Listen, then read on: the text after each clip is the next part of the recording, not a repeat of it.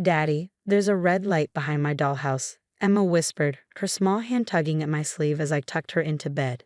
It blinks when it's dark. I turned to look at the vintage dollhouse sitting in the corner of her room, a family heirloom from her mother's side. At first, I saw nothing unusual, but then I caught it, a tiny red dot glowing in the shadows. My name is Daniel, and that moment would change everything I thought I knew about my family. It's probably nothing, sweetie, I said, trying to keep my voice calm while my heart raced. But let's take a look, shall we? Emma nodded, clutching her favorite stuffed penguin as I walked over to investigate. Moving the dollhouse slightly, I spotted something that made my blood run cold, a small camera, professionally mounted, its lens pointed directly at Emma's bed. What is it, Daddy? Emma asked, noticing my sudden tension. Just some old wiring, princess. Nothing to worry about. I forced a smile. Why don't you sleep in the guest room tonight? We can have a sleepover adventure. After settling Emma in the guest room, I returned to her bedroom, my hands shaking as I examined the camera more closely. It wasn't some cheap surveillance device. This was high-end equipment, carefully installed and concealed. Someone had deliberately placed it there, someone with access to our home. I called my wife, Sarah, who was working late at her law firm again. Did you install a camera in Emma's room? I asked without preamble. What? No, of course not, Sarah replied, sounding distracted. Why would I do that? Because I just found one hidden behind her dollhouse, and I want to know who put it there. The line went silent for a moment. I'll be home in 20 minutes, Sarah said finally, all traces of distraction gone from her voice. While waiting for Sarah, I began documenting everything with my phone, taking pictures of the camera's position and making notes. My police training from years ago kicked in, preserved the evidence, maintained the chain of custody. I left the force to start my own security consulting business, but some instincts never fade. Sarah arrived home in record time, still in her court suit, her face pale as she examined the camera. This is professional equipment, she said, her lawyer's mind clearly racing. We need to call the police. Not yet, I replied, something nagging at the back of my mind. This camera isn't streaming live, it's storing footage on a local drive. Someone has to physically retrieve it to access the recordings. What are you saying? I'm saying whoever placed this camera has been in our house regularly enough to collect the footage. This isn't some random pervert, this is someone we know.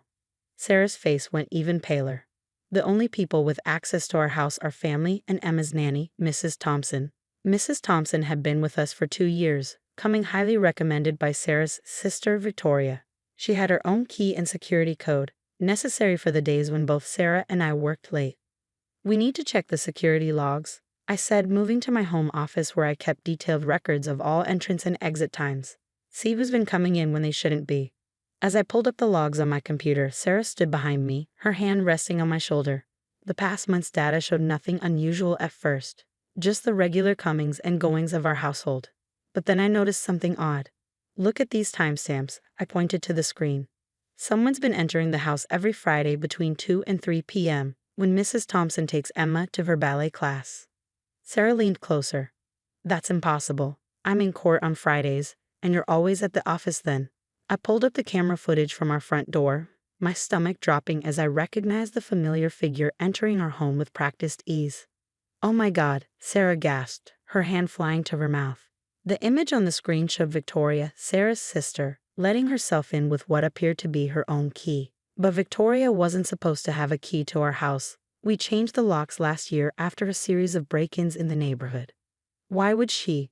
Sarah's voice trailed off as the implications sank in. I was already pulling up more footage, tracking Victoria's movements through our house. Every Friday, like clockwork, she would enter, go straight to Emma's room, and leave exactly 15 minutes later. We need to get that camera's footage, I said, my security background screaming that we were only seeing part of a bigger picture. Whatever's going on, the answer is in those recordings. Sarah nodded, her lawyer's composure returning. Emma needs to stay somewhere else until we figure this out. I'll call my mother. No, I cut her off. We can't trust anyone in your family right now, not until we know what's going on. The truth was, I had suspicions about Sarah's family for months. Little things that didn't add up, conversations that stopped when I entered the room, the way Victoria always seemed too interested in our home security system. I'll call my brother, I said, reaching for my phone. Emma can stay with him tonight while we get to the bottom of this. As I dialed, I caught Sarah staring at the dollhouse in Emma's room, her expression unreadable. "It was a gift from Victoria," she said quietly. "She gave it to Emma on her 6th birthday, insisted it had to go in that exact spot." The implications made my skin crawl. How long had this been going on? What were they looking for? And most importantly, why were they watching our daughter? Little did I know, the camera was just the beginning. What we would discover in the next 24 hours would shake our family to its core. The next morning, after ensuring Emma was safely with my brother Jack, I began the delicate process of retrieving the camera's storage device. Sarah had left for her office, ostensibly to work but really to maintain normalcy in case Victoria was watching. We couldn't risk tipping our hand too early. The camera's memory card revealed weeks of footage. I sat in my home office, methodically going through each video file, my security training helping me stay detached despite the violation I felt watching these recordings of my daughter's room. At first, nothing seemed unusual, just normal daily routines. But then I noticed something strange. During Victoria's Friday visits, she wasn't just checking the camera. She was searching Emma's room, methodically going through drawers, looking under floorboards, even examining the walls with some kind of handheld device. My phone buzzed. A text from Sarah. "Victoria just showed up at my office, asking questions about Emma's upcoming doctor appointment. Something's wrong." I was about to reply when a particular video segment caught my eye. Victoria was in Emma's room, talking on her phone. "No, I haven't found it yet. The girl must have it somewhere. Yes, I understand what's at stake. No, they don't suspect anything." The timestamp showed this was from 3 weeks ago. I forwarded through more footage until something made me freeze. Last Friday's video showed Victoria pulling out what looked like blueprints of our house, studying them intently before making marks in specific locations. My security background screamed warnings. These weren't normal blueprints, they were detailed structural plans, the kind used for major renovations or searching for something hidden in the walls. Another text from Sarah. "Victoria keeps asking about Dad's old study items we inherited. The ones in storage." The pieces started clicking together.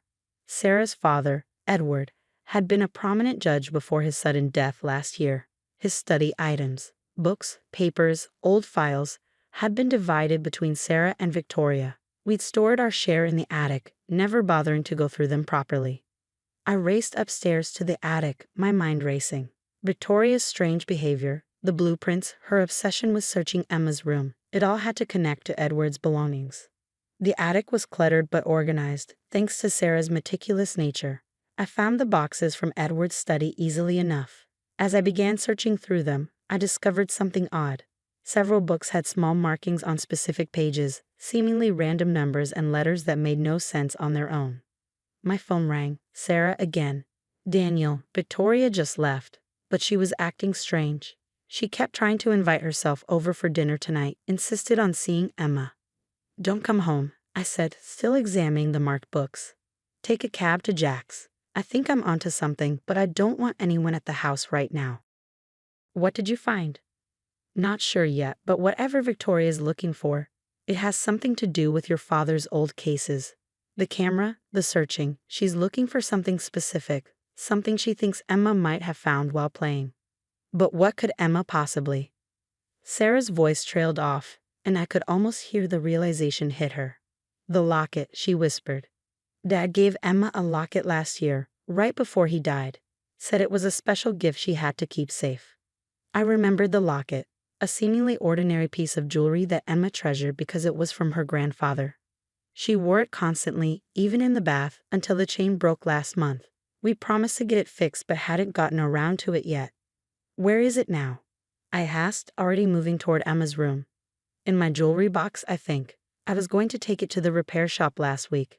I found the locket exactly where Sarah said it would be. It looked innocuous enough, a simple silver heart on a broken chain. But when I examined it closely, I noticed something odd about the clasp mechanism. "Sarah," I said slowly, "I need you to tell me everything you remember about your father's last big case, the one he was working on before he died. The Martinez corruption trial? It fell apart after Dad's death. All the evidence vanished, and the defendants walked free. Why?" I carefully manipulated the locket's clasp, and it opened in an unusual way, revealing a hidden compartment. Inside was a tiny micro SD card. Because I think I just found the missing evidence, I said, staring at the tiny card that had been hidden in plain sight, worn around our daughter's neck for the past year. Oh my God, Sarah breathed. That's why Victoria's been searching. She must have known. A noise downstairs cut through our conversation, the distinct sound of our front door opening. Someone's here, I whispered, quickly pocketing the SD card. Call the police, now. I could hear footsteps moving through our house with familiar confidence. Victoria wasn't even trying to be quiet anymore. Daniel? Her voice called out, sickeningly sweet. Are you home? I thought we could have a little chat about Emma's room. I moved silently toward my office, where I kept my old service weapon in a biometric safe. Victoria's footsteps echoed through the house, getting closer. She was taking her time, probably thinking she had the upper hand. You know, Daniel, her voice carried up the stairs, this could all be so much simpler if you'd just cooperate. Where's my dear niece? I'd love to ask her about that special gift from her grandfather. I reached my office and quickly retrieved my gun. My police training kicking in fully now. The SD card felt heavy in my pocket. Whatever was on it had been worth killing a judge for, worth terrorizing a 6-year-old girl. They were supposed to be simple cases, Victoria continued, her voice harder now. Dad was going to rule in their favor, take his payment, and retire quietly. But no, he had to develop a conscience at the last minute. I heard her reaching the top of the stairs. My mind raced through the layout of our house, calculating angles, escape routes, positions of cover. He thought he was so clever, hiding the evidence where no one would look, giving it to his precious granddaughter. Her laugh was bitter. Do you know how much money I lost when those cases fell apart? How many promises I had to break? The pieces clicked into place. Victoria hadn't just known about her father's corruption. She'd been part of it. A lawyer in his court, helping orchestrate the whole thing. When he threatened to expose everything, she'd made sure he couldn't. My phone vibrated silently. A text from Sarah. Police 2 minutes out. Stay safe. You killed him. I called out, making my voice carry from a different direction than where I actually stood. Your own father. He gave me no choice, Victoria snapped, falling for the misdirection. He was going to ruin everything, just like you're trying to do now. I could see her shadow in the hallway, moving toward where she thought I was. She was holding something, not a gun, but some kind of taser. Emma was never supposed to be involved, I said, keeping her talking. She's your niece, Victoria. She's 6 years old. Emma was his favorite, she spat. He trusted her with everything. Even at the end, he was protecting her, protecting Sarah, as if they deserved it more than me. Sirens wailed in the distance, getting closer. Victoria's head snapped toward the sound. That's unfortunate, she said, her voice turning clinical. I had hoped to handle this quietly, keep it in the family. Now I'll have to make this look like something else entirely. She raised the taser, turning toward my actual position. She'd known where I was all along, but before she could fire, a voice rang out from behind her. Drop it, Victoria. Sarah stood at the top of the stairs, her own gun trained steadily on her sister. I'd forgotten she kept one in her car after the break-ins last year. Victoria's face twisted into something ugly. Little Sarah, always Dad's perfect daughter, always following the rules, getting the praise, the love, the legacy. You're under arrest, Sarah said. Her lawyer's voice rocked steady despite facing down her own sister. The police are almost here. It's over. It's not over until I say it's over. Victoria lunged, not toward Sarah but toward me, her taser crackling with electricity. Several things happened at once. Sarah shouted a warning, I dove to the side, and Victoria's taser missed me by inches. As she stumbled past, I grabbed her arm, using her own momentum to bring her down. The taser clattered across the floor as Sarah rushed forward to help restrain her sister. The police burst through our front door moments later, racing upstairs to find Sarah and me holding Victoria down. As they took her away, she kept screaming about betrayal, about family loyalty, about how we'd ruined everything. Later that night, after the police had finished gathering evidence, after Victoria had been formally charged, after the SD card had been logged into evidence, revealing years of judicial corruption and millions in bribes, Sarah and I sat in our kitchen, emotionally exhausted. How do we explain this to Emma? Sarah whispered, clutching her coffee mug like a lifeline. We tell her the truth, I said softly, that her grandfather was a hero in the end, that he trusted her with something precious, and that she kept it safe just like he knew she would. Sarah nodded, tears in her eyes. She's going to ask about Victoria. Then we'll tell her that sometimes people we love make bad choices, but that doesn't mean we have to make them too. The next morning, we picked Emma up from Jack's house. She ran to us, full of stories about her sleepover adventure, blissfully unaware of how close she'd come to danger.